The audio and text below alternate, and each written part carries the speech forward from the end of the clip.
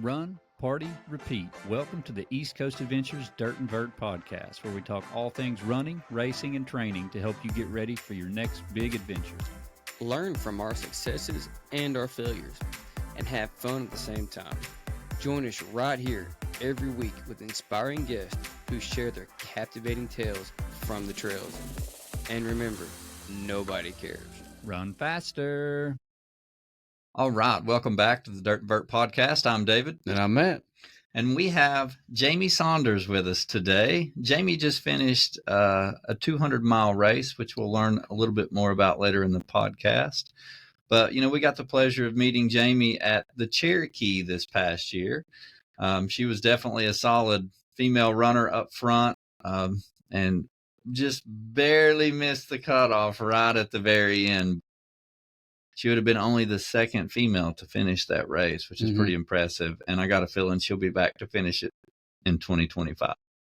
But Jamie, if you don't care, tell us a little bit about who you are and how you got into running. Well, hi. Thank you for inviting me on this show. I really feel honored to be here. I got into running. I've really been running my whole life. I played a lot of different sports growing up. I got really competitive into playing soccer. I played usually up a few years. I trained a lot with boys. Our club team at the time was really good, so we traveled nationally. And then I played all the way up until I played in college. And so I always had a solid foundation of running. I played outside mid too. And then I also, in high school, I ran a little bit of track.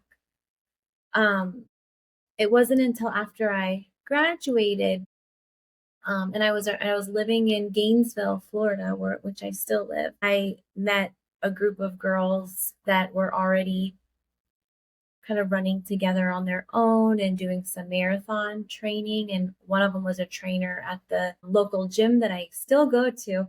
And she was like, "Hey, come out and join us for a Saturday run." And at the time, I think the longest I've ever ran on my own was 8 or 9 miles. And so when I went with them, they happened to be running 14 miles and it felt great. I was hooked. I really liked the group component and running with them. I remember I knew nothing about long distance running. I didn't have a handheld. I had like cotton socks and they're like, "What socks are you wearing? Here, take my handheld." And so I learned a lot. And it was funny, I never thought that I can do a full marathon. And they were all training for one of them and invited me to come with them. And at the time I signed up for just the half. And I'm like, "Well, I'll do the half and then I'll go support them." And then at the last minute, I was like, "Well, I've been training with them. I might as well do the marathon." It was the Jacksonville Bank Marathon. And last minute switched and did it and then never looked back. I started doing a lot more marathons and stayed with that for a few years. And then maybe about 5 years ago now, did my first ultra. And it was specifically it was a 5K in Jacksonville, Florida, where I live in Gainesville. I'm only about an hour south. And it was for the Wolfson's Children's Challenge. And that race is so special to me. I do it every year. And it's a 55K for the Wolfson's Children's Hospital. And the reason it's a 55K is because all the proceeds go, there are 55 children selected with significant medical trauma and medical needs. So the proceeds for that race go toward their treatment. I do that one every year. This year, for some reason, it's just going to be a 5K, which would be great because I'm doing the Donna 110 the weekend after. So it'd be a good, fun run. But that's also how I got introduced to Ainsley's Angels, which is a group based out of Jacksonville.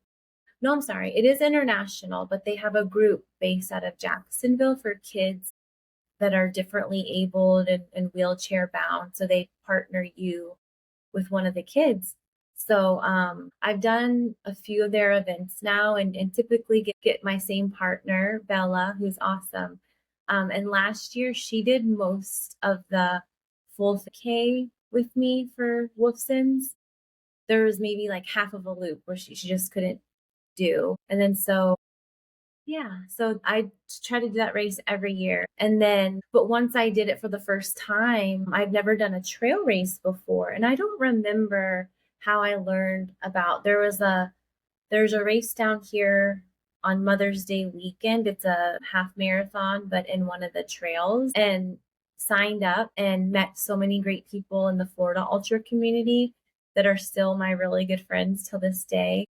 And then just kind of snowballed from there. And even at that point, I was like, I can never do a 50 miler. And my first one was actually the Frozen Falls 50, which is in Fall Creek Falls, because my mom lives very close there. And then finally did my first 100 September 2023. I did the Miami 100. And yeah, just kind of grown from there. Is the Miami 100? It's all on road. I like that race because it's known as an urban ultra, so you don't know the course. You go maybe 15, 20 miles, and it's not so confusing where you can get lost, but you do have to pay. They give you little cards and you have to pay attention and know where to go and navigate. And then you get to the first checkpoint and they give you another card.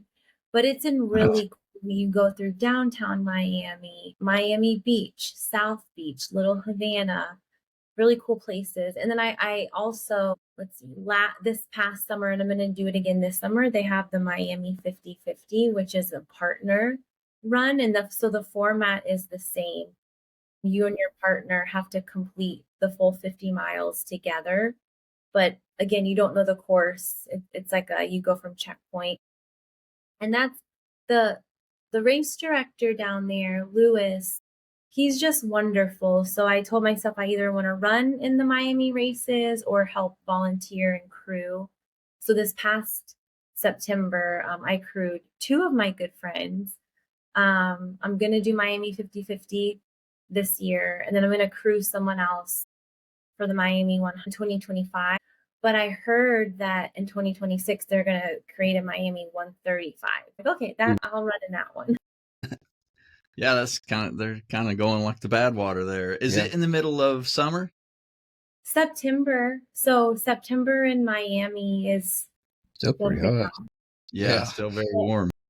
The Miami 50/50 is June. I honestly, though, I love the heat. So I prefer very hot races over cold. Yeah, I think that's how we both are. Yes. Yeah, I'll take the heat over cold any day. So your very first, let me make sure I got this right. Was your very first run or your very first race did you say 14 miles or was that just a training run? Oh, just the training run. The group invited me out, and I guess that was the distance they decided for that day. So I joined them. And your longest was only 8 miles up to that point. So how did so then you jump into your first PK. How was that? Did you experience a lot of lessons learned or did everything go okay? So what was interesting, I've always been vegan and plant-based, but around that time I was also learning how much food can fuel us and learning all about plant-based eating and endurance sports. And so I was even, I guess, being more intentional of the way I eat. Because, there's a lot of vegan and plant-based options that are not really even that healthy, but intentional eating to make my body strong and endure. And so after that 55K, I felt great. And I remember saying I felt better after a 55K than I ever did after a marathon. And I think there was a little bit of because I was eating a lot better. And then two, as you all know, the longer you go, you're not always going as fast. So I think that had that. Did you go plant-based before you started running, or was it kind of like a transition when you started running? It was kind of a transition when I started running, but I've been vegan for a really long time. And even growing up, I ate meat, but I didn't really like it. I think it was more of a texture. So then as I got older, I learned a little bit more about vegan, vegetarian. And so now I feel really good with the way I eat and love just learning all about plant-based. Yeah, that reminds me of my daughter because she's very much texture. So like she won't eat like any type of beef or pork or anything like that. The only food she'll truly eat is like chicken nuggets. That's a meat, and that's it. So I get the texture thing. My daughter's the same way. But that makes it kind of difficult in some races because there's not a lot of options. And especially when you probably first got into, like your first 55K, et cetera, there probably wasn't many options at all. Yeah, as much as I am plant-based, I also have learned, I've learned to be adaptable. Mm-hmm. I find I can always find something and I can't be too picky. I do like to make my own stuff also. Like I make a lot of muffins and I'll normally make a lot of things, especially if it's longer events. Like this past weekend, I made enough muffins to share with everybody, or I'll make my own fuel and put like blueberries or sweet potatoes and spinach and ginger and blend it up and put them in baby food packets, things like that. But I do find that like actually David at No Business, I don't know what it was. I didn't want to eat anything and I knew I had to, and everything that I had with me, I didn't want to eat. So just going from different aid station to aid station, I couldn't be picky, so I'll stick with there. I know there's usually going to be some kind of peanut butter and jelly or fruit or something. Yeah. Yeah, I remember you coming through at No Business. You definitely looked like you were like done for a few, like you just needed a minute to yourself and like just to chill. And but what was funny is I asked Jamie, I was like, how are you doing? And the first thing she does is starts checking on everybody with East Coast. She's like asking me about you and and it was funny. I was like, Jamie, let's focus on you. It's your race. What can I help you with? But it was funny because you were like asking about how everybody else was doing. I was like, that's very thoughtful, but let's fix you. Podcasting, you had a race that weekend and I was like, oh, how's Matt doing?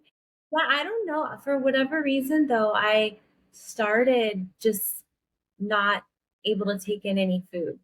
And it was really hot. Yeah. I don't know if that had anything to do with it, but because I love the heat. I was cold. Did I feel great. No, taking in calories is so important, and I just I didn't even have any of my electrolytes. So I just needed to sit there, but I put some food in a little baggie, and probably a mile after I left, I started eating. Good. Was ready to go. It's amazing what food will do when you get in a space like that. Yeah. So, and you can't really think about it at that time. You're just like, swimming in your sorrow. Easiest way to say it. I've been in that situation a lot. Yeah, but she was definitely asking about you because that same weekend is Firewater. Yeah. She's like, how's Matt doing at his race? I was like, well, it's not till tomorrow. I was like, but it was funny. Like she was more worried about everybody else than she was herself. Which is, now that we know you, Jamie, that we completely understand that because that's just who you are. Like you're always checking on everybody and very thoughtful and kind. Yeah, that's definitely, yeah. So let's, you've got a couple of races here that, are around us locally. Like you did, pretty early on, you did Stump Jump. I love that. And then you did Fall Creek 100. That was your first 100 miler. No. That you did the 33 miler, didn't you? Yeah, at that point they had the 100 or the 33 miler option. Mm-hmm. I've been checking because now I'd love to go back and do the 100 at some point, and I saw they had a few more options.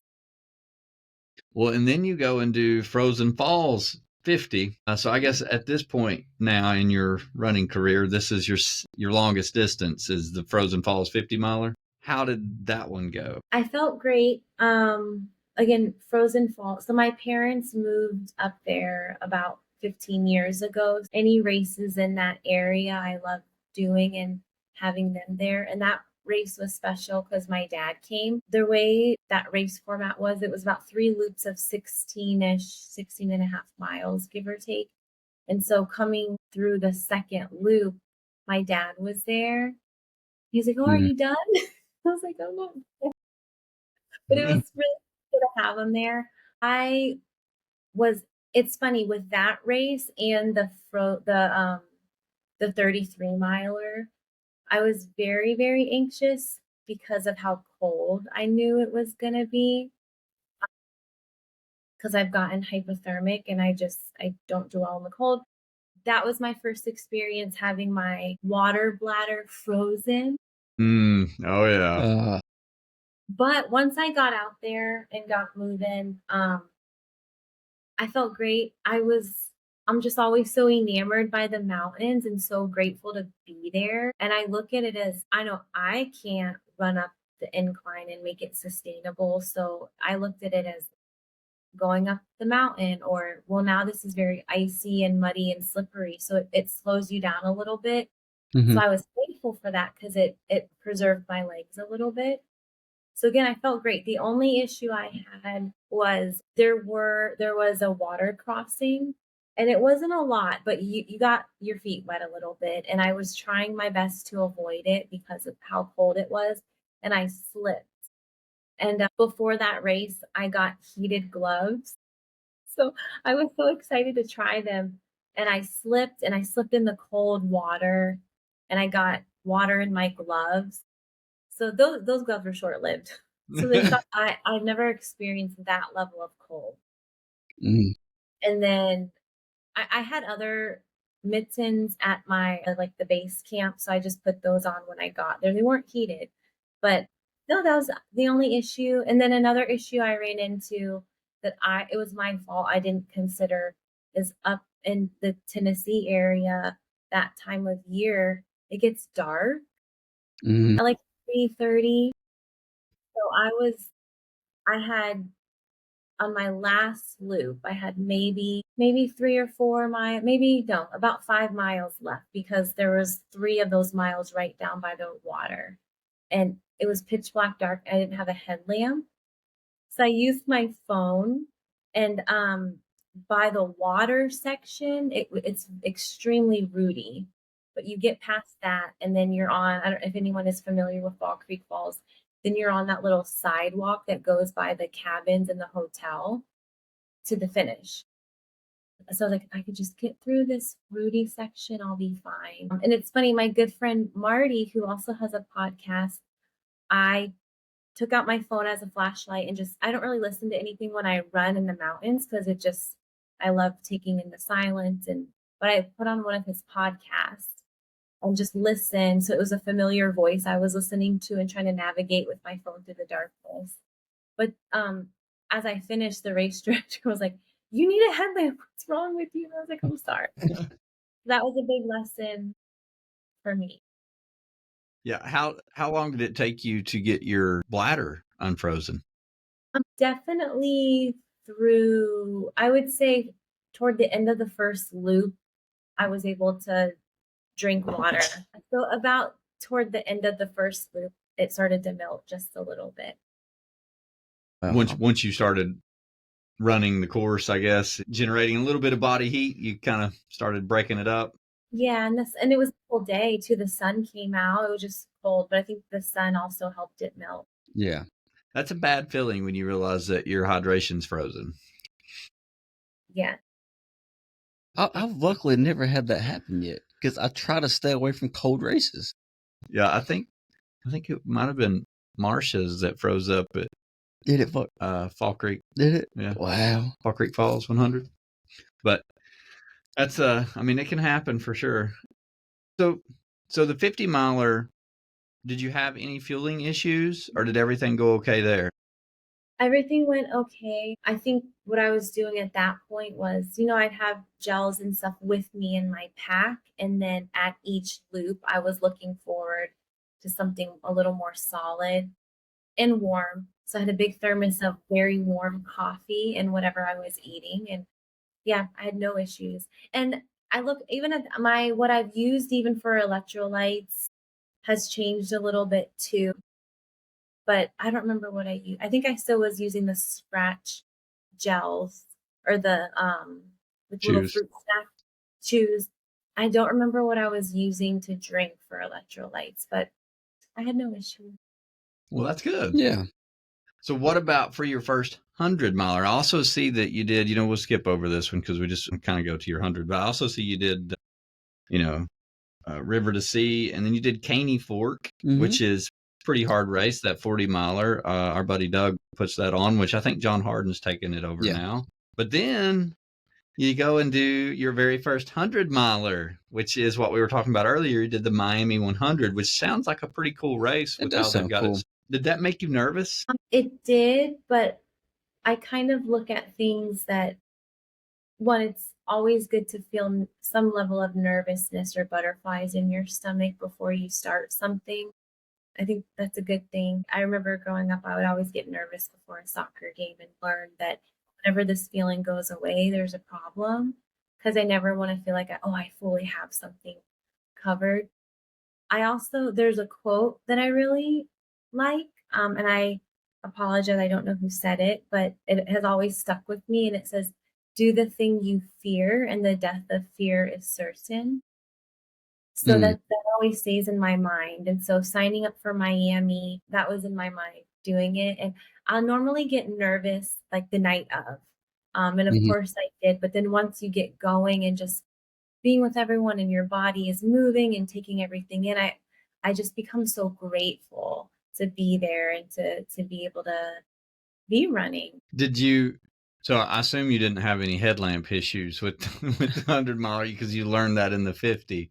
But did you have any uh-ohs, like mistakes that you thought, lesson here? No. And for Miami, I was anxious, but I knew I would finish. And I had no issues physically or mentally, except for the very end.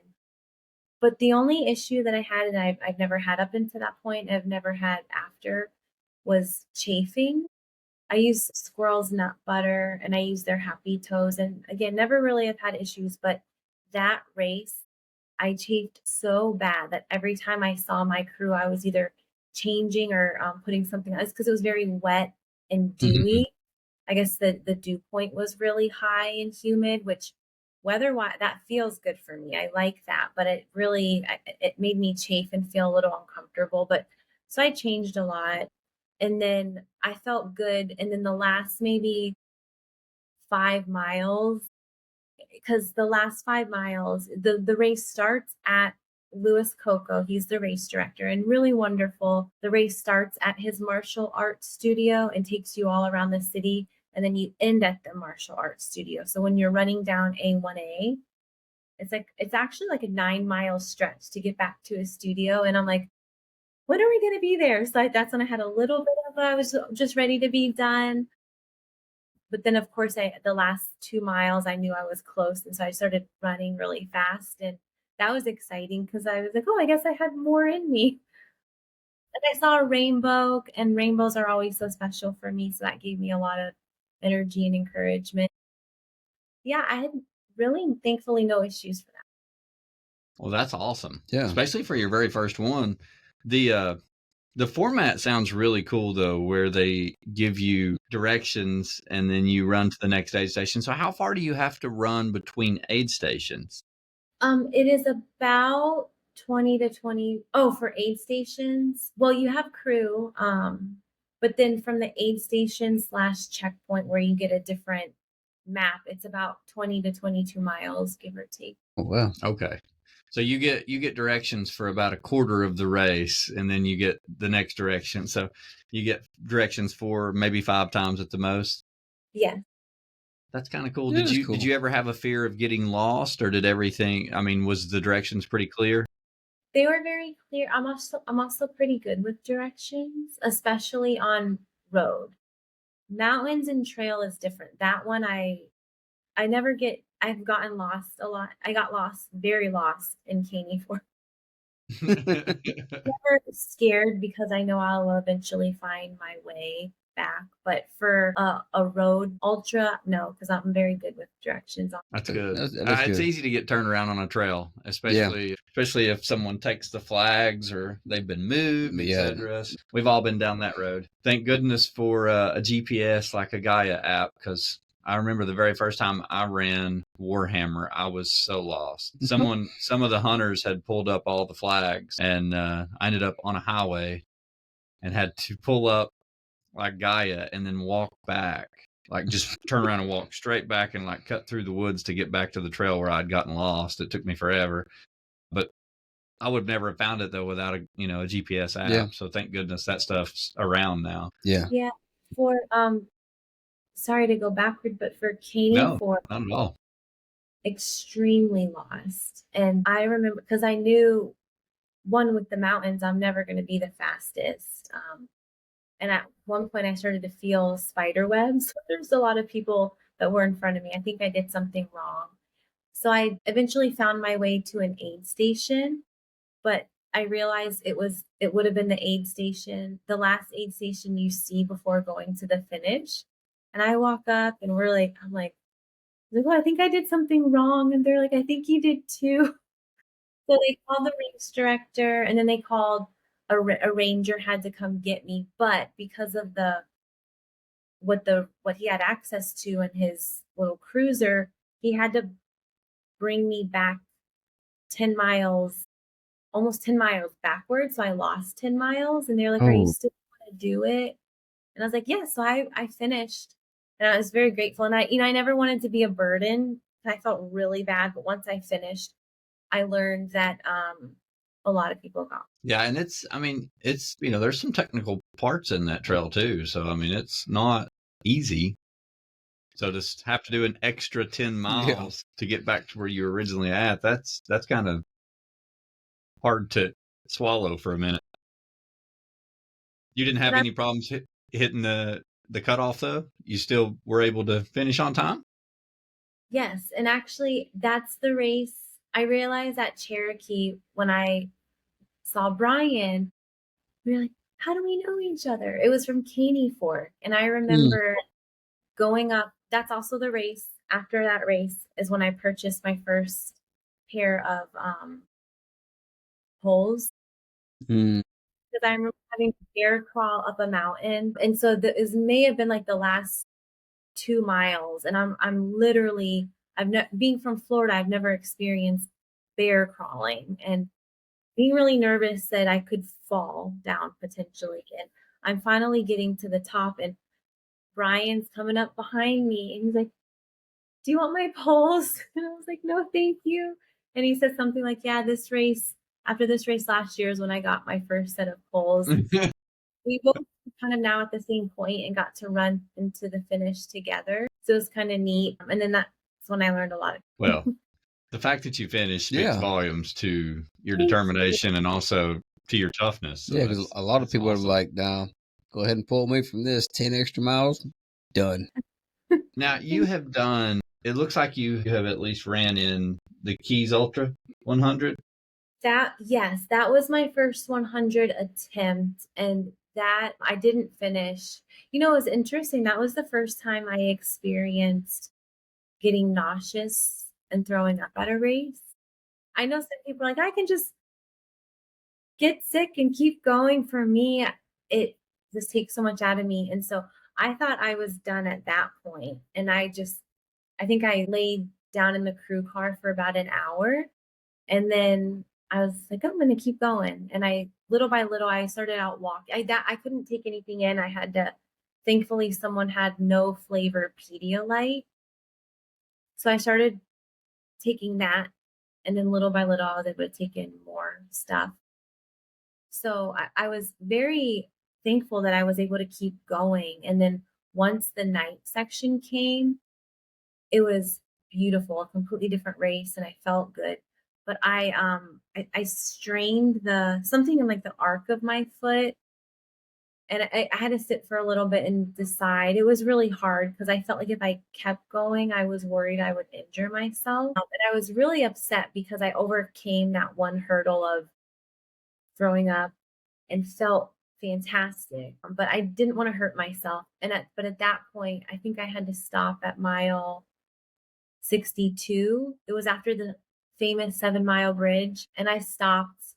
But I was thankful for that. So then the next day, I was able to go back. One of my friends was having a really hard time finishing, and it was Marty, and he had maybe like 2 or 3 miles left. So my crew dropped me off where he was, and I walked. I was able to walk, so I walked his last 2 miles with him. Oh, that's Oh, awesome. that's good. Yeah. I bet he was super grateful for that. I hope so. But yeah, we bonded. We went and got acai bowl. That's something that I really love. So we were able to bring him an acai bowl for his last and just walked it in with him. So it was a really cool experience, and I learned so much from that race. I want to go back and do it. It's always the same weekend as Cruel Jewel, which is another one I have to get redemption for. Are you doing Cruel Jewel this for 2025? I am. Oh, Yes. Nice. Oh yeah, she's already signed up. I see it. Yes. That one, I again felt great and loved being in the mountains. It's funny, I talk about being really cold at Frozen Falls, but Cruel Jewel being in the summer, I got hypothermic at night. The temperature dropped, it got really, really wet, and I couldn't stop shaking. So I don't remember what aid state it had. I think it was one of the ones in the 50s, and I couldn't stop shaking, so I stopped. So I was bummed about that. So, but I didn't have a proper rain jacket. My rain jacket just soaked right through, and because I was getting so cold, I stopped being able to take anything in. when is that? What's that? Cruel May. Jewel. Cruel Jewel's in May. May? Cool. Yeah, it's what? Yeah, it's May 13th, maybe. Let me look. May 16th. May 16th. May 16th. So Yeah, you've got a long list of races coming up already, Jamie. I can't wait to see what else you sign up for. But I wanted to ask you, like, what was your thoughts on? So you did Keys 100, and you had some issues, but you've also done Miami 100. I was just kind of curious: are they comparable in a way, or no? I think so. I think every race has its own uniqueness to it. Both are really hot races, and both are on the road, and you run through very unique areas in each city. I think too, depending on the day, someone could be at their best, and the next day they're not the greatest. So I think for Miami, it was just a good day. I felt good the whole time. I do love the heat. So, and that's something I go into with the mindset of everyone else is saying it's going to be really hot, but I love the heat and try to look at it that way. I think from the Keys, I learned a lot. It was my first 100, and I had a really great crew, but we were all learning about each other. And I think I probably took in too much than what I'm used to also early on, because at every stop, like, eat this, eat it. But it would, of course, because people care about you and want to make sure you're getting what you need. But I think I overate, and that may have been one thing that got me really sick, especially in the heat like that. So once I, got it all out of my system and started feeling a little bit better, that changed things. But yeah, they're similar. They're definitely similar with heat and being on. Yeah, the Keys though, you're just on the one highway the whole time. So I guess Miami, you're taking turns and running through different parts of Miami, correct? So that's kind of fun. Yeah, so we run through downtown Miami, so by the basketball arena. And then at night, it's really cool because that whole area is lit up with, the skyscraper, or just the high rises and all the lights downtown. You go to South Beach, to Miami Beach, to Little Havana, some really cool places. One of my favorite places is Vizcaya. For anyone that isn't familiar, Vizcaya is a really old historical part of Miami, and Vizcaya is a museum. In fact, so I love reading and I love books. So around the Vizcaya area, there's this huge Barnes and Noble. And I saw it, I was like, can we go in? And my crew was like, no, you can't go in. So I told myself I would want to go back, but I haven't been able to since I've been. Hey, there's still time. How far are you from Miami from where you live? Gainesville's about 6 hours. I grew up in South Florida, though. So I grew up in Broward County, which is the county north of Miami-Dade. Growing up, I was very close. But yeah, down Gainesville was about 6, and depending on where you're going, in Miami, 6 or 6.5. Well, it looks like you've done a lot of races in the short amount of time. I mean, since you've started running ultras, I guess is what I should say. Like you roughly started running ultras in 2021. Does that sound about right? Just based on, yeah. So you did a lot of ultras in this short amount of time. It shows on here 37 races, and that doesn't include DNFs. And I mean, you've attempted a lot of races. That's really cool to see. And you can also see your progression as you get better. Your podium, multiple events and races. And one here that you won, we're getting ready to jump into, is the Trident 80 miler. Yeah. Yeah, so it looks like you were overall first place on that one. You've had multiple podium finishes and a lot of first places for, female, but this one you won overall, which is pretty awesome, Jamie. So tell us about this race and how it went. So that's the one we talked a little bit about before the recording. It's the weekend after Cherokee. So when I signed up and knew those were both back to back, I was like, well, Sally McRae can do all these cool challenges. I can do it too. And I kind of looked at it as, I'm going to have these different races and use it as a way to for a tribute to my dad. My dad passed away a little over a year ago now from stage 4 pancreatic cancer, and he was also a Vietnam. He was in the Marines. He was a Vietnam vet. So I looked at challenges like that, and I'm going to do it and run for him. So that was my mindset going into Cherokee and then Immolation. And so the way that is set up, it's in Jupiter, Florida, which is Palm Beach area, a little north of Palm Beach. So maybe about 2.5 or 3 hours south of here in Gainesville. And it's at the Jupiter Sandspur State Park, which is all sugar sand. Like the whole trail is sugar sand. There's no compacted sand. There's, if you've ever been on some dirt trail, it's very soft, but then like toward the edge, it's compacted. There's none of that. It's all soft sugar sand. And for Florida, there are some hills, like sand hills or sand dunes. And so it starts at 12 noon and ends at 12 noon in July. So the heat for some, I loved it, but for some, that's a big component. And it's set up similar to a backyard ultra because the sand, the loop is about 3.5 miles, give or take. I might be getting the exact distance wrong. And so you have the hour to do the 3.5 miles. And then whenever you're done, similar to a backyard, you can rest. Mm-hmm. Starting at midnight, though, every odd loop, if you're the last person to come in, you're eliminated. But the race director, Mikey, he gives everyone like a little coin. And if you come in last, you can use your coin to stay in the run, or you can give it to someone else to help them stay in the run. So it's really neat because no one wants to see anyone eliminated. So, we're all doing it together. I think a few people dropped, and then there was one person who needed a coin, and then the second time they needed a coin and they didn't have it, so they were eliminated. But other than that, it was neat. We were all in it together. And what was cool, I do have headlamp issues all the time. I think that's just my headlamp, which I always make sure I charge. It died like the second night loop, but I didn't even need it because the moon was so bright, and with the white sand, it was really cool. Like I saw clearly. So there were a few folks that opted to not use a headlamp. So that was really beautiful and neat, unique. I felt like I was running on the moon. That's awesome. Yeah.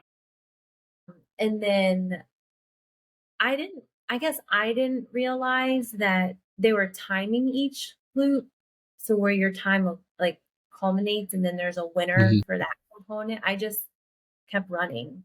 And like I was just pretty steady and consistent on my pace the whole time. And I would, not that they're like mountains in Tennessee, but again, there are some hills of sand. So I would walk up the hills, but then ran the whole time.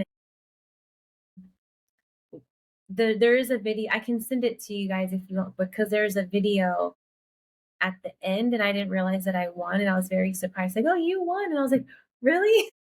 So I was just so thankful to be there. But yeah, and then I believe that no female has ever finished. Yeah, no female has ever finished that race. And this year there were two of us, myself and a woman named Lone, who is also super amazing and a really strong runner. And she was also very consistent that race. Well, that's pretty awesome. That's good. Congratulations. Thank you. Sugar sand. I have never ran in that, so that's interesting to even think about. Is the whole course on sand? Yes.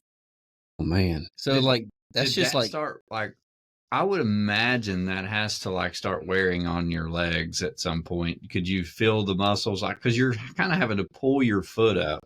So I would imagine that's got to be working on the the quads or the hamstring, some just pushing and pulling like that. If I remember correctly, I didn't really have any physical issues. No, I take that back. The area on my shin between where your ankle and shin meet, that low area, hurt a little bit. So I had a little roller to roll it out and that felt good. But I think I came into that race with that, but I didn't have a lot of issues. That was probably from the Cherokee. Probably. Yes. That would probably have been all the hiking up the hills, I would imagine. But I'm sure the sugar sand did not help that at all. So, but you managed it well. You didn't have feet problems. No sand got in your shoes, anything like that. No feet problems.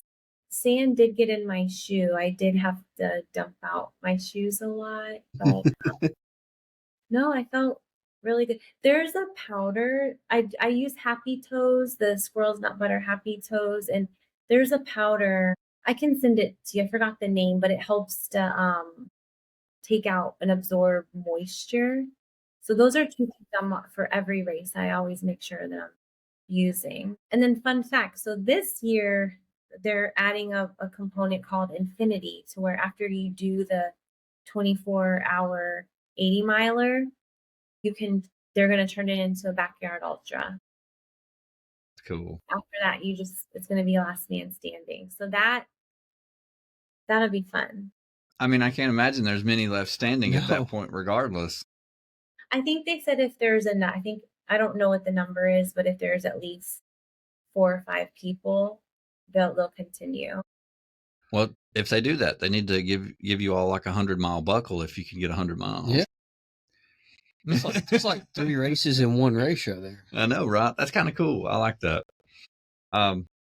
Sounds like a really cool format. Like, yeah, the sugar sand. I can't imagine. I'm gonna have to test this out one day. I need to go run that. I don't know. I don't like sand anyway. I'm not a big fan of the beach. So running in sand for I don't know how many hours. Did that cause any chafing issues with all the sand? I didn't have any chafing issues. That's good. Normally when I run at the beach, I have to like put on certain spots, especially like underneath my armpit, like right there, because sand will literally get stuck in there and like it just rubs raw where my arm is. So I'm like, learned that lesson the hard way. Yeah. And in Gainesville, it's more north central Florida.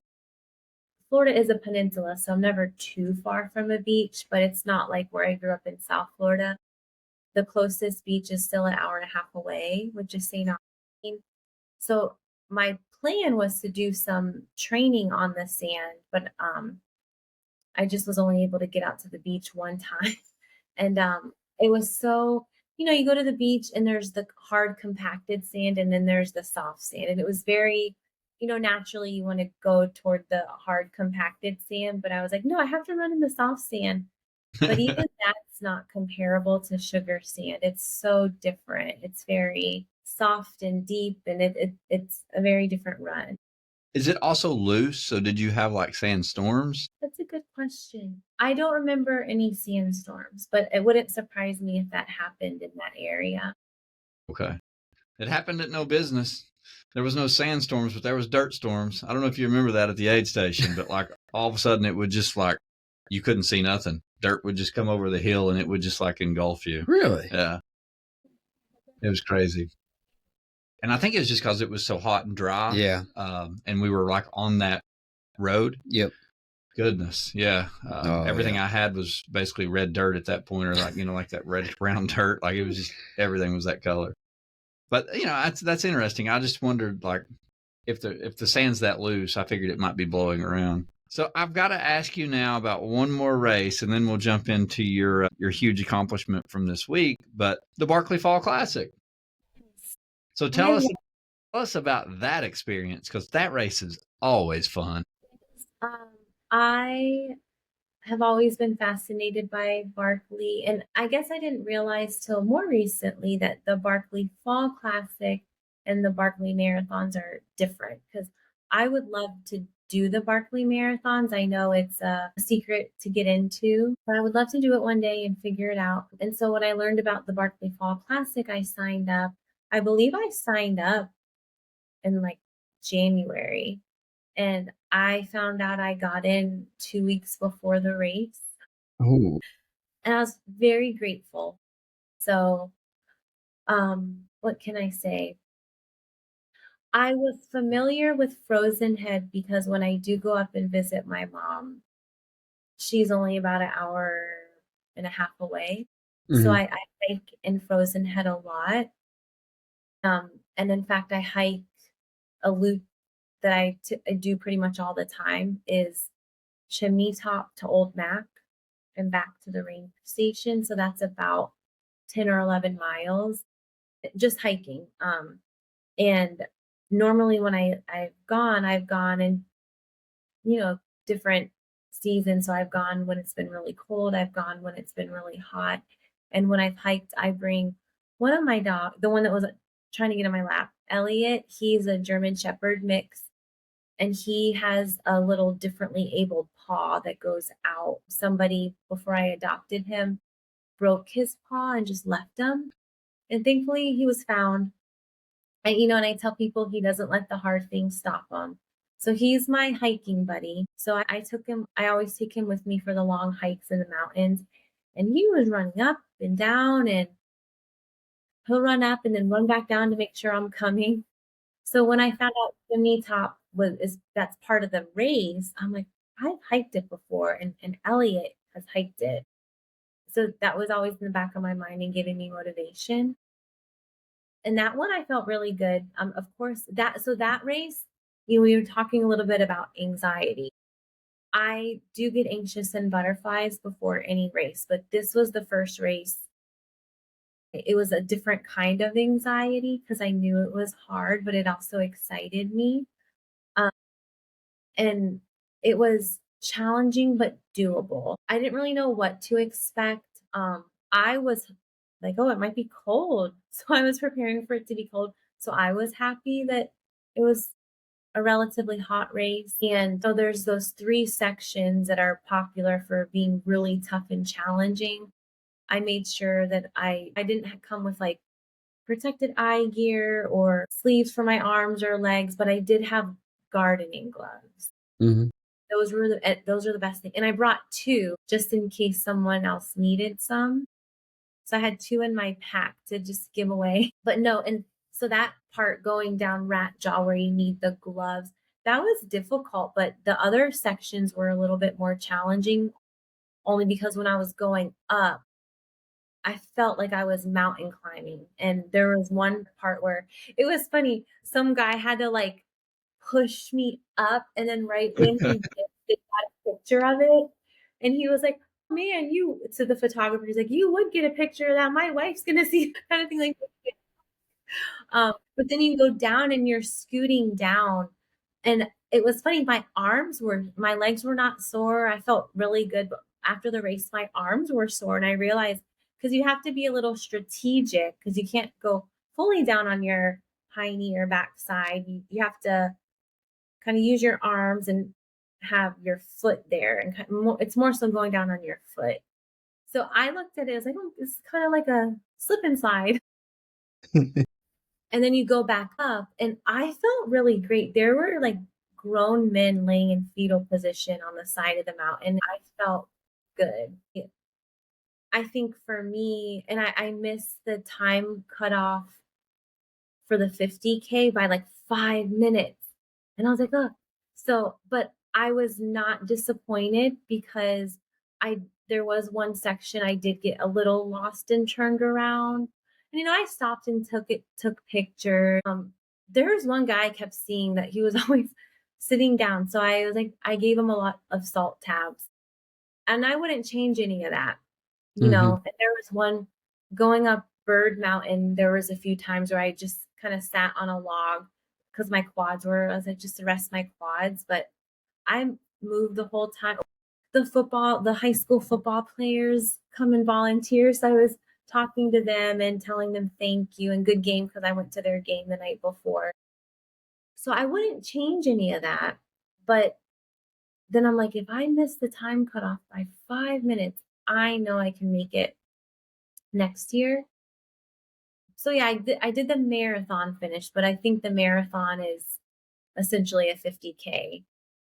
And then the 50K, I think, is essentially closer to 40 miles because, you can't wear a watch. But I was all cut up and scratches all over my face and my arms and my legs. And not that I can compare it to being in the military at all, but again, it was something that made me think of my dad and just doing hard things. So that just was one thing that brought me a lot of encouragement. Mm-hmm. And it was beautiful. And also I kept thinking of Elliot.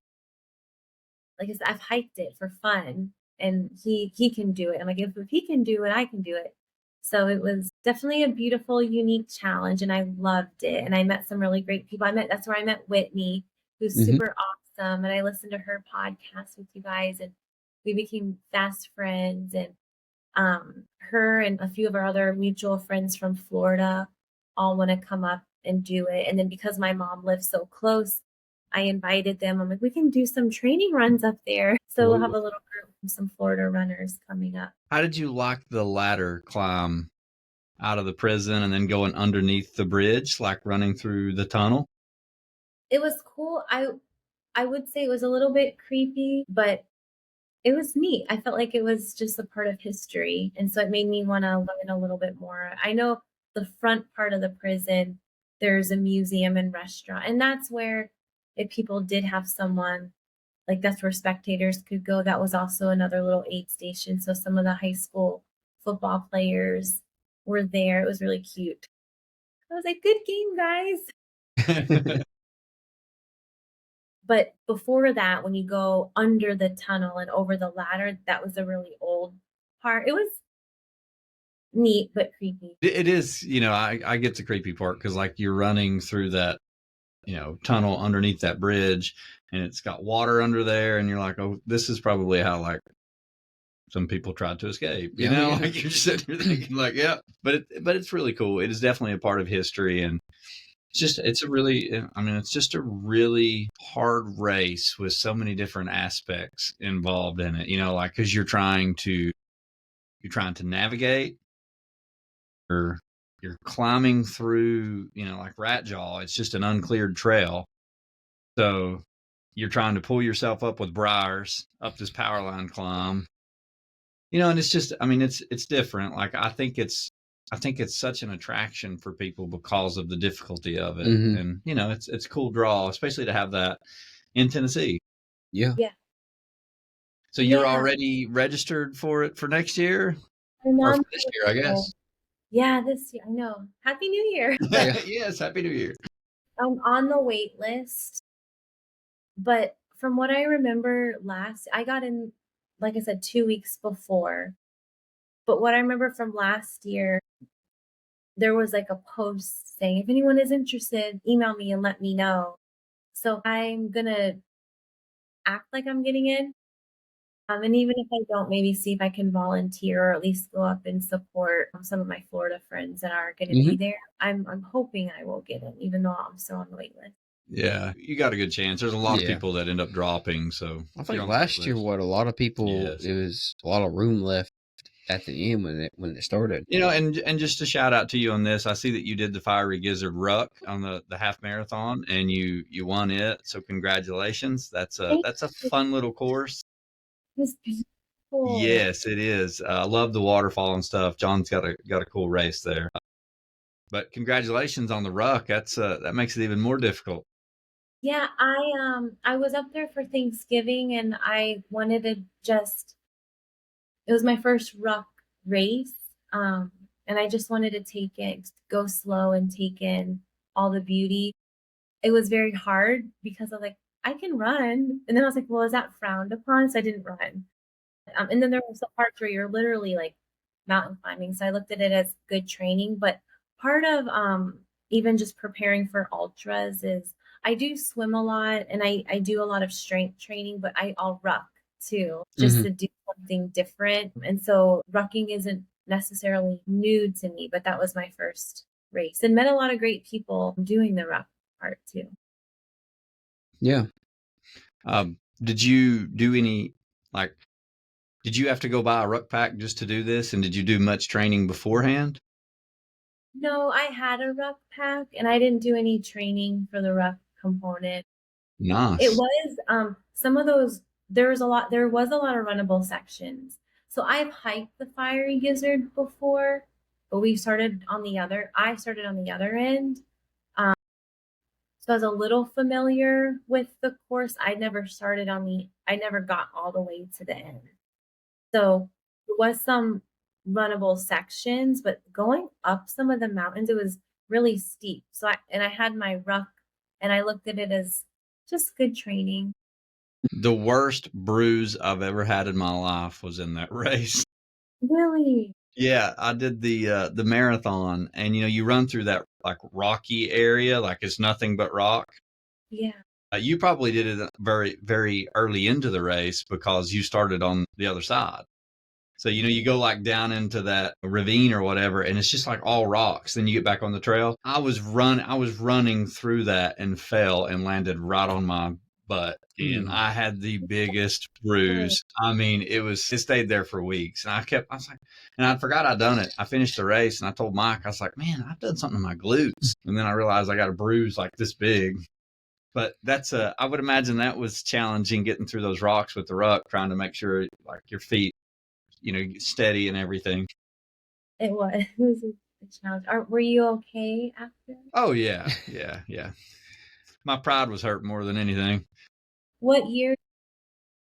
I think that was like probably 2018 or 2019. Yeah, it's been a few years because it was before COVID. That's when I first started running, and you and Mike tried to talk me into doing that last second. I'm like, I'm not ready for that yet. Like, I'm new to this stuff. And they were also trying to get me to sign up for hundreds during that time that I had no business doing. So, positive peer pressure. That's right. Oh, it is definitely peer pressure. Peer pressure is real. Hey, so tell us about your latest adventure, and congratulations, by the way. Definitely, yeah. So let's hear all about this. Thank you. So I just finished on December 31st the Race Across Florida 200. It is a self-supported race. It's grown a little bit in popularity, so starting in 2025 it is going to be an actual sanctioned 200. I believe it's going to be in November, but I was very grateful to be able to do the self-supported, and I got to do it with 3 of my really good friends. And the course starts in Inglis, Florida, which is a little bit north of Tampa. And then you go east and through the Ocala National Forest, and you end at the St. Augustine Pier. One of my friends, Liz, who's awesome, she did it. It was the same weekend as the Daytona 100. So it was a few weeks before we did, and she got the fastest female, which is really cool. And then a week or so before we went, a guy did it in 50 hours. Wow. Which is really cool. And then so the day we started, there was another guy going out for a FK a guy named Zach, and he did Zach Bonner. He did awesome. I think at one point he realized he wouldn't get the FKT. So we were checking on him and saying, hey, we're still here if you want to come back and join our group. But we were just doing it. Like, we didn't want to be out there for a week, but we weren't doing any records. It was all of our first time doing 100. It was myself, my good friend Judy, my good friend Charlie, and Scott. And we're all different paces, which had a unique element, but we literally started and finished together. There only on the last day, there was a little bit of separation, but not much. And our goal was to run to the pier. Well, the pier was closed, so we had to run to the shoreline, just holding hands, which we got to do that. And I also, I love when I think of running or just moving your body, it really is. I always say movement is medicine, and it's such a gift, whether you're walking or hula hooping or running a 5K to running Cocodona 250. It's such a gift, and it makes me so grateful for life and breath in our lungs. But I think about so many people who cannot run or move for a number of different reasons. And so I always have wanted to find races that have a purpose, like the Donna 110. That's my next big one. It's February, but that one, all the proceeds go to breast cancer research. Then there's the Wolfsons that goes to the Children's Hospital. But I was like, well, I can maybe create my own way to fund certain organizations and essentially nonprofit. I started Run with Joy right before COVID. In fact, I was going to do my first half Ironman and utilize Run with Joy to run for the Child Advocacy Center where I work. But then COVID happened and everything shut down, and I just never followed through afterward. So I was thinking about it again, and I thought, well, I'd love to start Run with Joy, and maybe use the Race Across Florida as a way, not only just to raise funds for the CAC as a nonprofit, but just to even kind of shine light and provide psychoeducation on human trafficking and complex trauma in our area. So that was the reason and the foundation for it. But it's funny, I mentioned on a podcast, actually I was on Marty's podcast, and it was about the Donna 110 last year. And I had mentioned, I'm interested in doing a 200. And then literally that week, Scott texted me. He's like, so you want to do a 200? Which one do you want to do? And then within the same week, Charlie. So we were all texting about it. And then Judy was able to join us. And so it was so cool to have a group of friends doing it together and doing it for a greater purpose. And honestly, all of us, we were just enamored with how good we felt. I didn't have any physical issues other than the blisters, which I've never had blisters, but physically I felt great. There was only one low point for me, and it wasn't even major. It was our last night, and there was also a storm. So a storm came through and like a tornado. So we had to sit in the car for a little bit, and it kind of put a halt on things, but then it was done and it passed. And I was thankful that happened in the middle of the day and not in the evening, because I knew I would get cold and get hypothermic, because there was a lot of times where anytime we did stop, even if it was for 5 minutes, I got cold really quickly. But I was grateful that didn't happen and nothing was too cold. But the last night, Charlie, my good friend Charlie's like, well, it was like 6:00 at night, and he was like, we have 26 miles until our next place where we're gonna sleep. And I kind of took that in, and it just felt so daunting at that time. I'm like, 26 miles, and it's 6:00, and I'm really cold. And at night, we always slow down a little bit. So I just took that in and was just thinking about it, and then just needed a moment, and then realized, well, no matter what, we're gonna do it, and just kind of pushed on. And once we got started, of course, I felt great. And then we didn't even end up making it to it was the the Rodman, I think it was the Rodman Dam, because there was like bathrooms and probably a better place to stop, but we didn't end up making it there. We ended up stopping on one of the Jeep roads and sleeping. But that wasn't even like a really big low. It was just I felt overwhelmed. But other than that, we all felt really great. I think because we were not sprinting, we would run the runnable sections and power hike, because there were still some parts in the forest that, because of the past storm, like Hurricane Helene and some of the hurricanes we had, there was limbs that were down. And so we had to kind of trudge through that. In fact, some of those sections, I was like, oh, I feel like this is a mobility hike. Climb under and move. And that felt really good because it got our body moving in different ways. In fact, one morning we got up, we tried to get up around 4 or 4:30 each morning and start moving around 5 or 5:30. And then our next stop where we would meet crew would be where we would have breakfast and really eat and rest. And so we would get a good 10 or 12 miles in those really early sections, just hiking, because it was either so dark or there was a lot of down trees and some hills. But it was amazing. We went through the whole Ocala National Forest. We went through Palatka, which is an okay area. And then actually one of our friends, Tina, I didn't even know she was going to do this, but there was like a very just like long stretch of road and a bike path from Palatka going into Hastings and then going into St. Augustine. It's just a really long stretch. And she came out there and at this point, Charlie and I are running together and we see someone pull over. We're like, who is that? We couldn't tell. And then we see someone like putting down stuff on the ground. I was like, is someone making a lemonade stand? And then we get closer. He created a little picnic for us and brought us some snacks. It was just a good pick me up. So we had a lot of support. Could not have done it. We had so many. It just goes to show the love and selflessness of the ultra running community.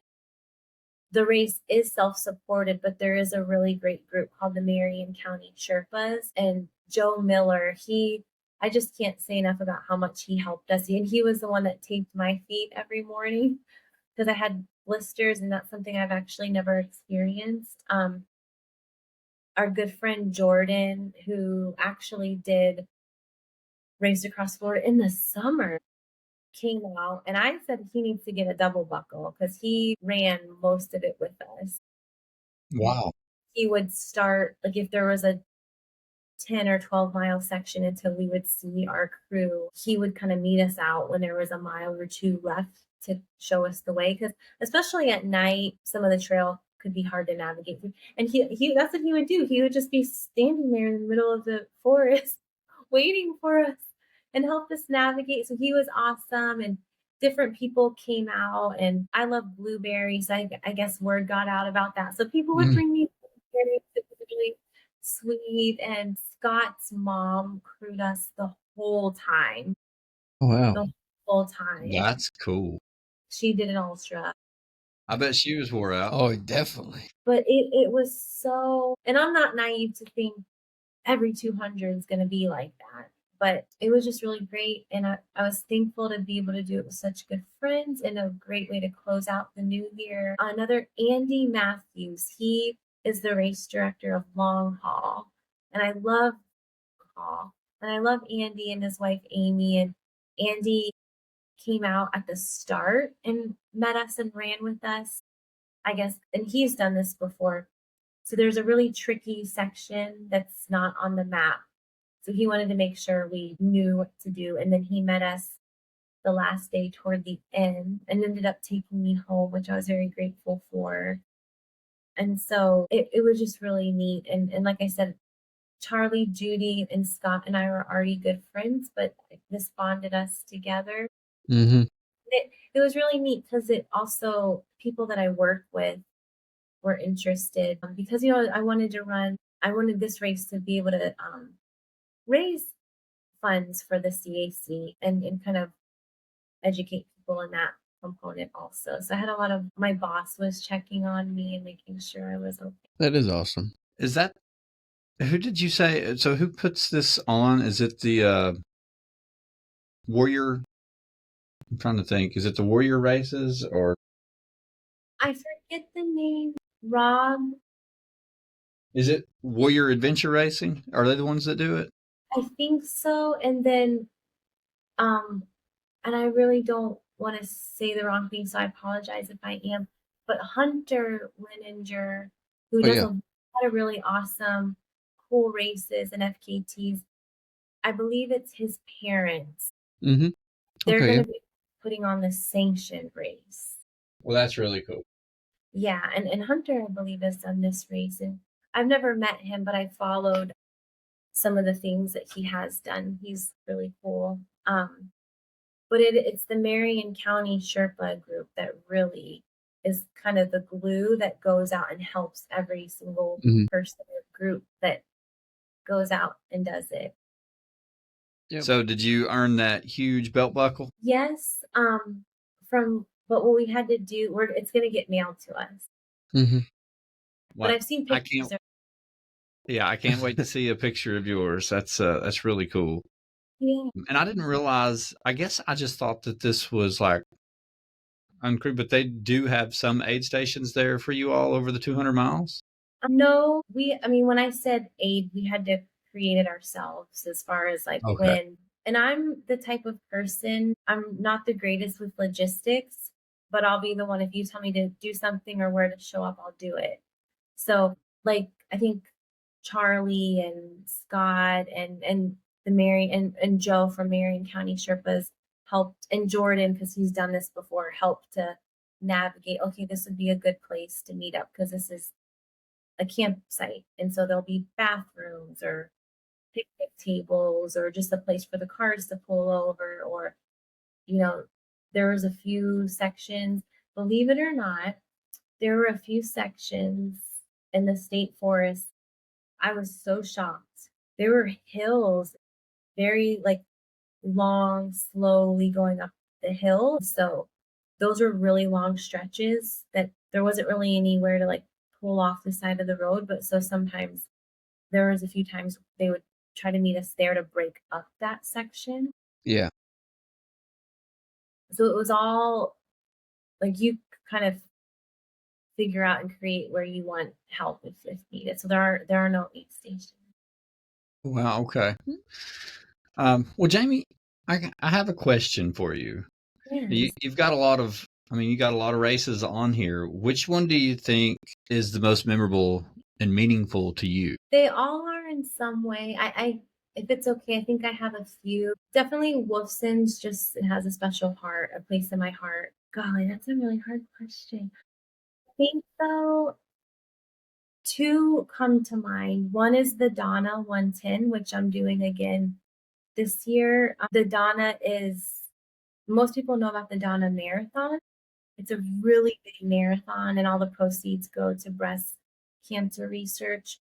Well, I did the Donna 110 last year, and that it's broken up. The first day you do ish miles, and then you do have to take a break, which I'm like, I don't know what's worse, taking a break or just going through. I kind of wish I would have been able to go through, but you do the 84 miles and however long you have, and then you start the next day with the marathon, which is kind of cool because then you have the energy of a marathon. But that race is so supported. People were coming out that are survivors of breast cancer or people that may have lost loved ones. And even when we were doing the 84 miles the first day, people would come out and want to say, hey, what are you doing? Are you doing the Donna? And really supported. And that was really special. And there are some important women in my life, my boss, some professional mentors, a lady I know from the gym that have all struggled with breast cancer pretty significantly. And in fact, the one lady that I know from the gym is currently going through chemo, but she's like, I'm going to stay moving because I have to. So it's going to help keep me alive.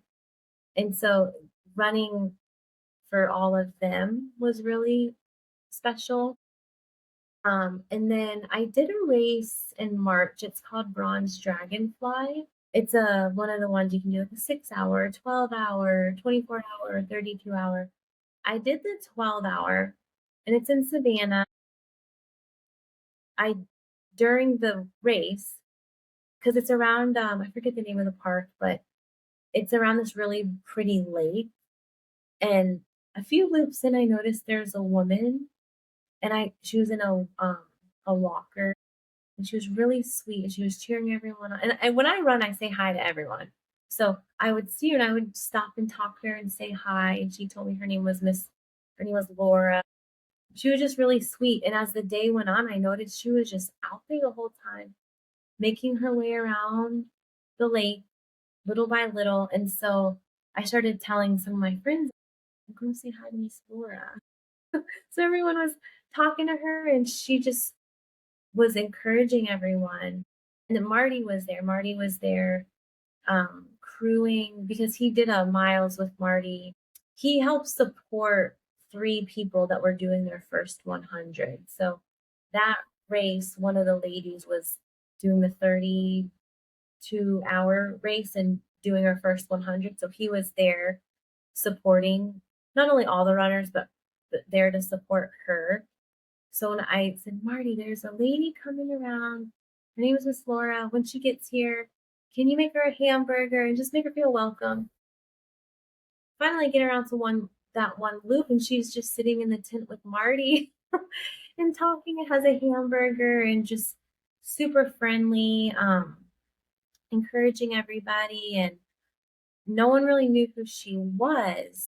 And then I just did the 12-hour, but I wanted to come back the next day to support the 32 hours and just cheer people on. And when I came back, Miss Laura was there, and she was handing out yellow flowers to everybody doing the 32-hour. And she gave me flowers, and she, again, just really kind. And I talked to the race directors about her, and they were like, no, we've never met her. But at that point, they really took her in. So she was wearing all this like bronze dragonfly memorabilia. And that just always stood with me. Well, then I found out a week later, maybe 2 weeks, that she passed away from cancer. And wow, this woman, she was so happy cheering people on, probably already knew she had cancer, and was just out there inspiring, encouraging other people. So that race is just her. I have a picture of her and me together. Behind my computer, I have a wall of pictures. So she just, someone really special. So actually, when I race, I don't know if you ever noticed, but I have what are they called? Like a bib belt. Mm-hmm. Well, they're helpful because I always tear my bib. Never fails. If I just use safety pins for my bibs, they're always falling off. I ruined them. So the bib belt kind of helps, but on my belt, I wear my dad's Jumpman pins from when he was in the Marines, and I have a yellow flower for Miss Laura. So they're always with me when I run. So though they're all special, I guess those are the Donna 110 and the Bronze Dragonfly right now are the most. Well, those, I could see why, especially Donna's. That's pretty cool that you do that with the bib. So that's very kind and such a sweet gesture. Yeah. And for Race Across Florida, since we didn't have any bibs, I was like, what am I going to do? I didn't want to put it on my vest or my vest, because, you take it off and it always gets dirty. And I didn't want to put it like on my clothes because I would be changing so much. So I had them both on my hat, which worked out really well. But I knew the one day that it was going to rain really bad. So I just to protect them, I took them off, and I'm really glad I did. But normally I have them on, like I said, my little belt. Cool. That is cool. So last question from me, and then actually I have 2 questions, and then we'll turn it over to Matt to ask you listener questions. But I have 2 more, and then I will leave you alone. I'll stop interrogating you. But what on here has been the most difficult race for you to finish? And difficult being, whatever you want it to be, if it's because you had issues or you weren't prepared for the course, but which one was the most difficult for you? And, tell us a little bit about why. I think Barkley was difficult just because it's a whole nother level of difficulty, but I really loved it. So I guess I'm thinking of one that was more difficult mentally for me. And it was probably two that I didn't finish. So the Cruel Jewel and No Business, and both were, I got really hypothermic, and mentally I just couldn't eat, and mentally it was just really hard. And it was interesting. They both happened around the same time in the evening. And so I think about that a lot, like when, because that is going to continue to happen.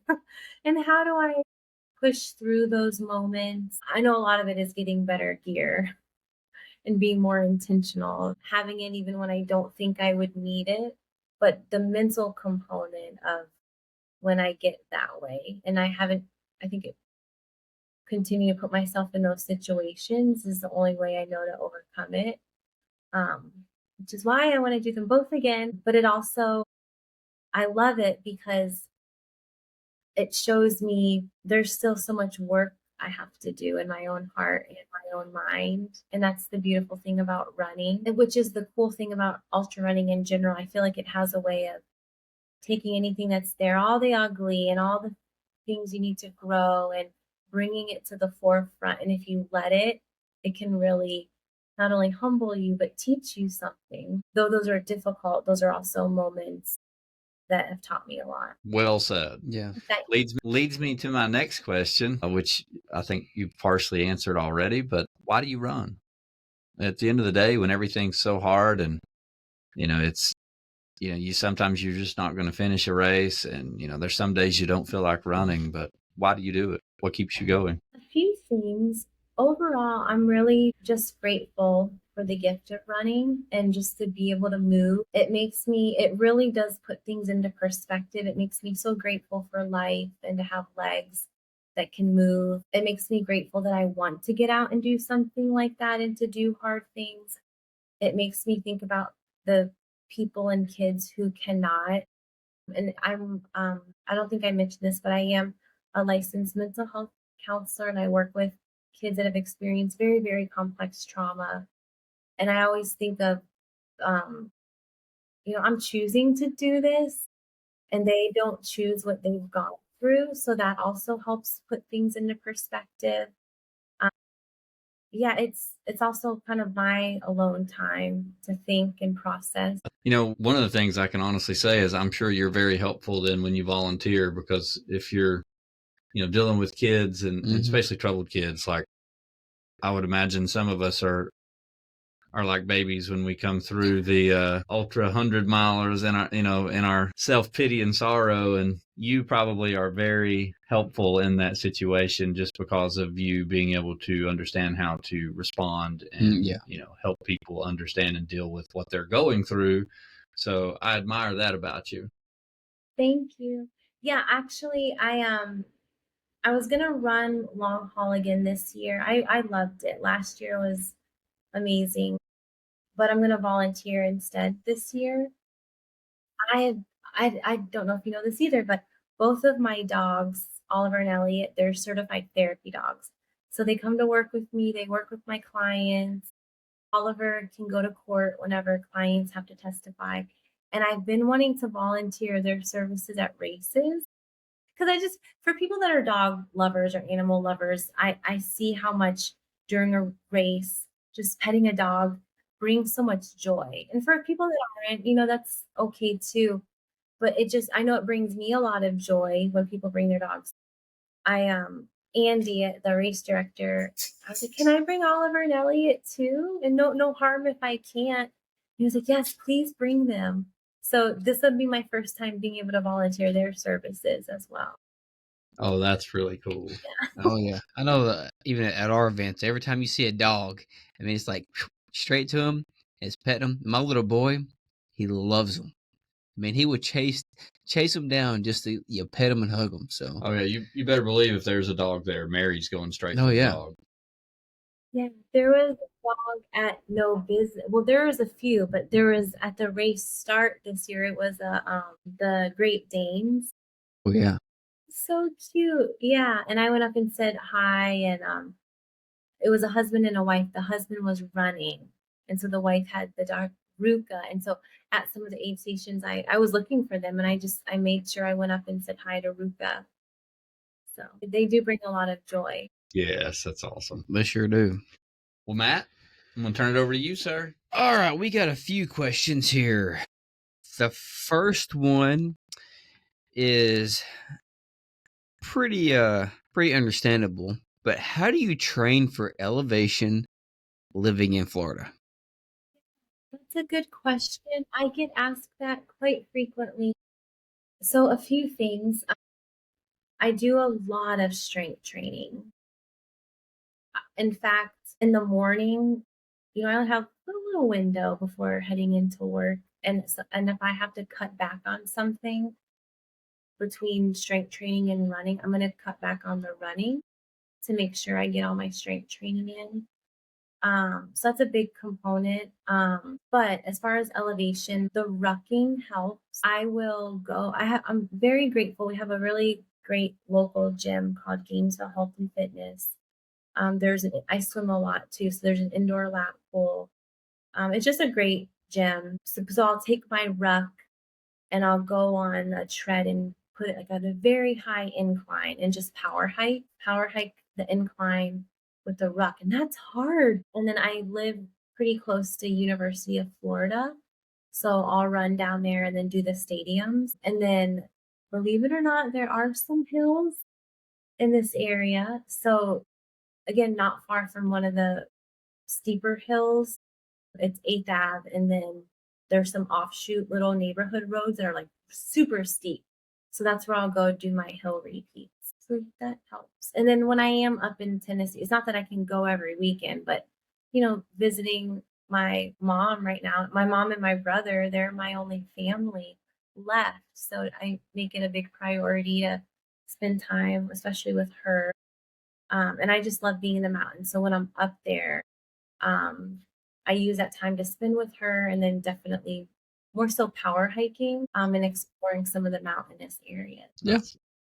Well, that goes along with my next question. Do you do a lot of strength training? So I guess you do. Let's see. Are the Tennessee mountains your favorite mountains? Well, I've never been to any other mountains. I would love to go out west someday, but I also think there's so much beauty in the Southeast.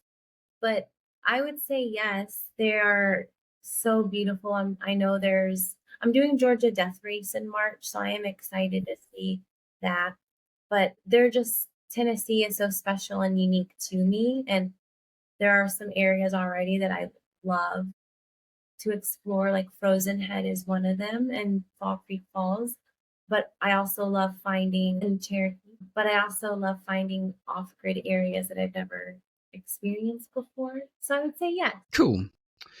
Speaking of the Cherokee, what was your favorite part of the Cherokee? There were two. I didn't mind the Wachisi. I really didn't.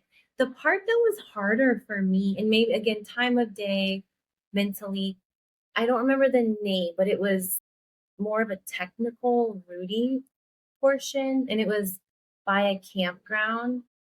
But then you come out of it, and there's this the Tellico River. So Tellico River was definitely one of my favorite parts, and I was grateful we passed it twice, because after the turnaround you get to see it again. Well, and that's the Hiwassee. Yeah, that was the Hiwassee. Yeah, it's so beautiful. But the aid station was at Bald Creek, where it's on top of a mountain. Oh yeah, Buckbald. Yeah, that area. And one thing which I have to remember for this year is not to spend so much time there, because I just wanted and I stayed there and I talked to everybody. I talked to the volunteers, because I didn't want to leave, because it was just so beautiful, the whole scenery, and then just meeting everybody. Well, I think one of the pictures I remember is you and Michael Montgomery talking at the top of that bald. I think Nick had taken a picture of you two talking. Oh. Yeah, it was a good picture. I think it was you two. The one that I really remember is, I think she's sitting there, she's got her stuff spread out, and she's just like looking over at all the mountains. And I'm like, because I mean, that's how we are when we go up there and train. Like once we get done, we go up there, we just sit and we just look because, like you said, it is so pretty. It's a panoramic view of every mountain range in the area.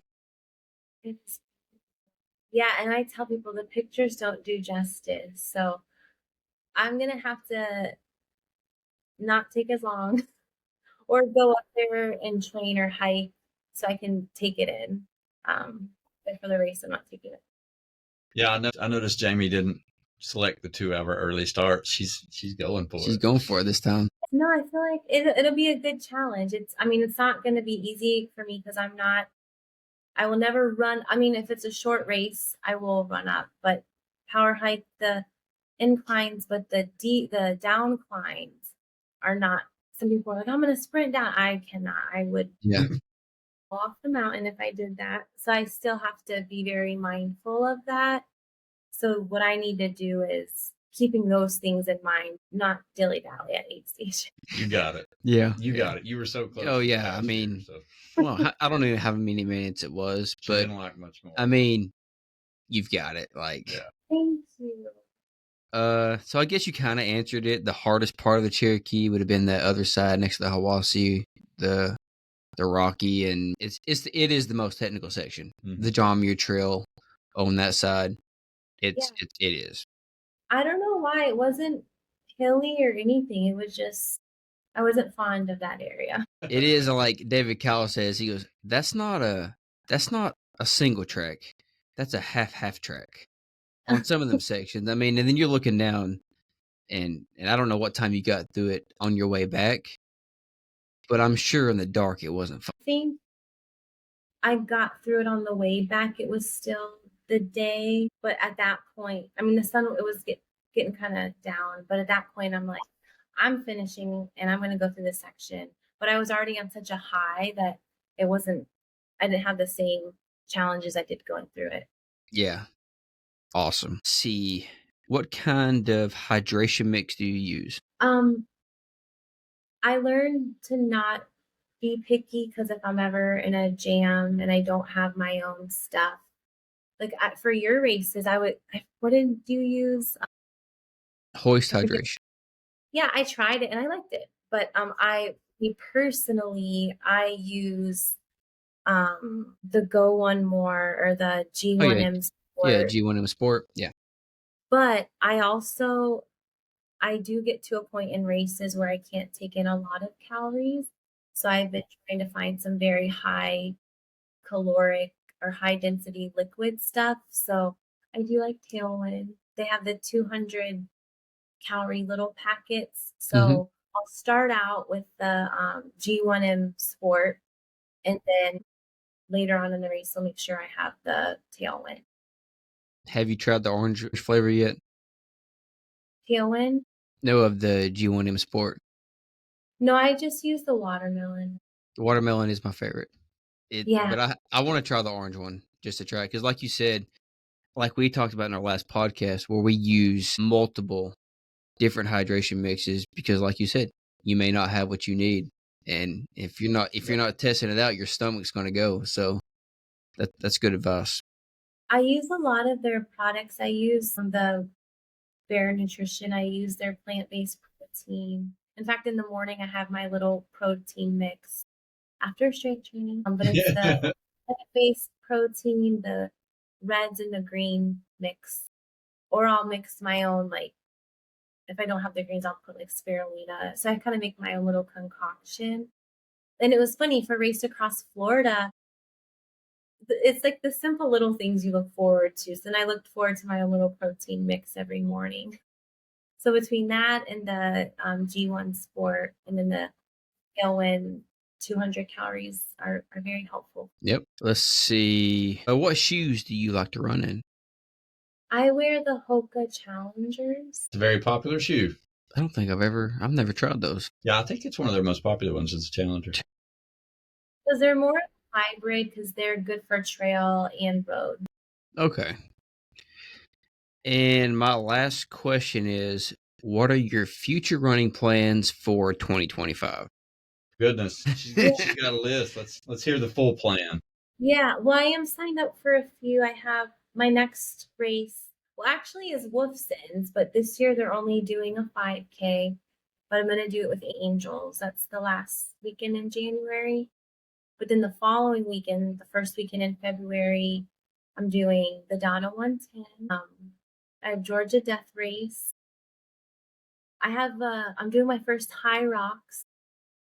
Oh, And I'm crewing a friend for the Monster 300 and then have High Rocks. Oh, yeah. Wow.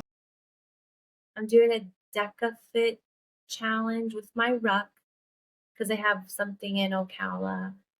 So again, they're short, right? They're not like, I think it's great because they're these short little hour and a half events that are purely based on strength. So just a fun little challenge. Cruel Jewel,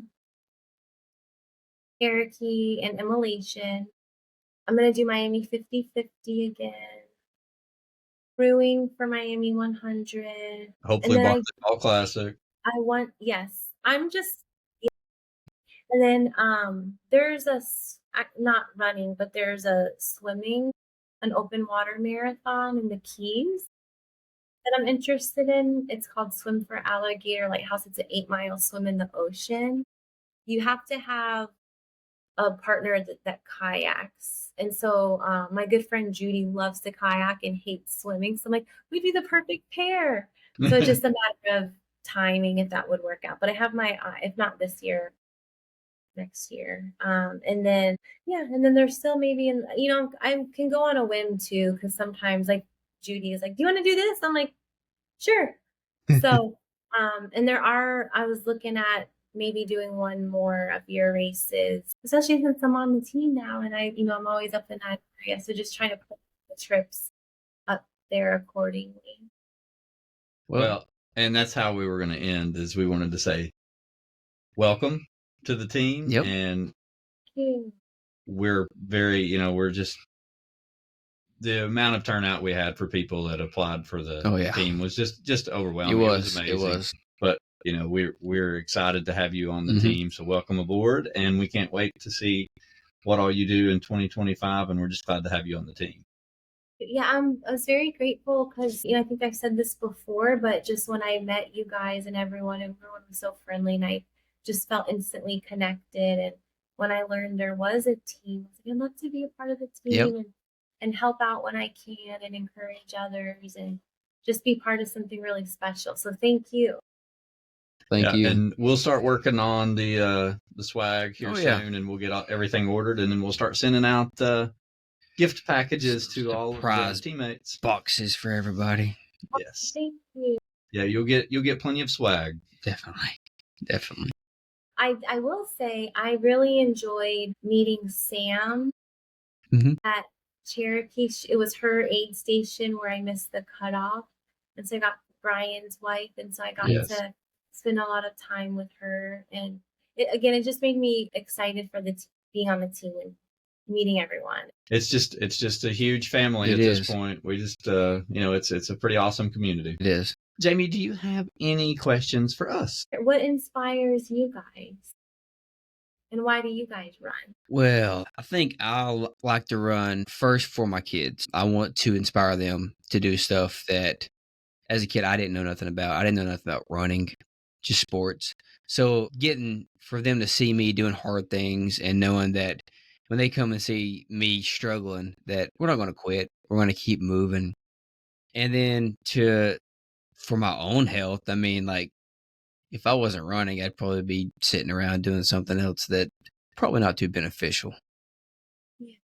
But I like doing hard stuff. Like when these guys put up the stuff about East Coast Adventures, I'm like, I bet I could do that. And then when I went out and did it, I'm like, okay, now I really got to, train for this. So it put me in a trajectory of like, this is what I want to do. So, I mean, I just love it. Amazing. And, kind of similar for me. It's one of those where I started out running, dealing with, problems. I was going through a lot of things and just started running. Was never a runner. Long story to get there. But, it's one of those where I just started running and it was helping me deal with all kinds of issues. And then I just kind of fell in love with it and just started doing, at this point I'm doing 5Ks, half marathons, and I finally run like my first ultra. And then my daughter starts coming and watching, and she's getting involved. She even did a couple of big races with us, and she still runs at least one of our races every year. But, that's the thing that I love the most about it, is just the fact that she can see me doing hard things, things that you may be really good at one time, and the next time nothing goes right. But you know what? You don't quit. Yep. You don't stop. You keep fighting. And that's the thing that I think is so important for people just to see and understand now. It's like, things are hard, and they're going to be hard. They're not always going to be easy, but when they're hard, you can still keep going. Yep. Like, keep fighting.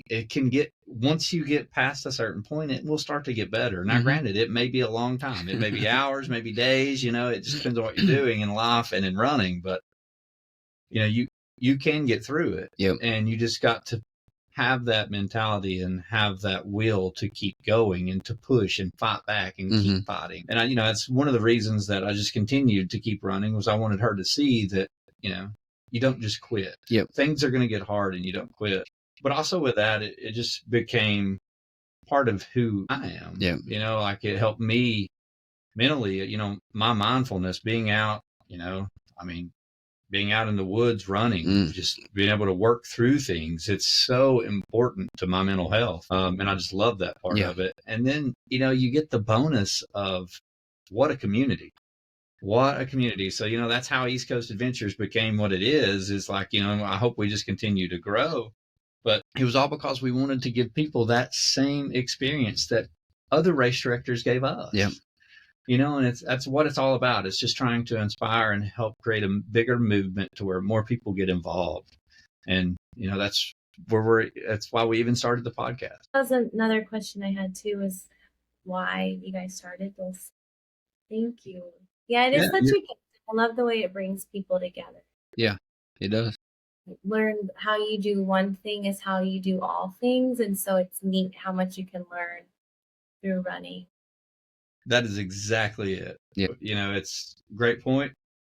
And there's just so much good that can come out of, not even if you're not a runner, just volunteering and helping, because you get to be a part of something much bigger than yourself, and you get to get outside and you get to help people and you get to see people that you don't realize are struggling just as much as you are.